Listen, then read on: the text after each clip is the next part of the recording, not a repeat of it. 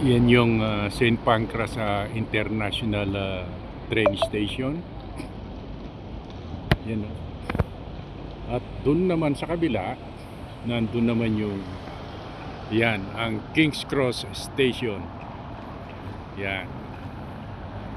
Yan ang nakapaikot dito sa mga station.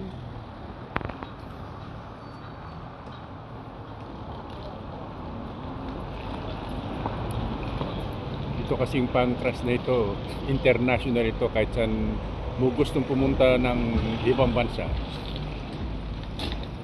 makakarating ka sa train. Yan. Yan ang paikot niya. Yan o. At doon naman yung King's Cross. Yan.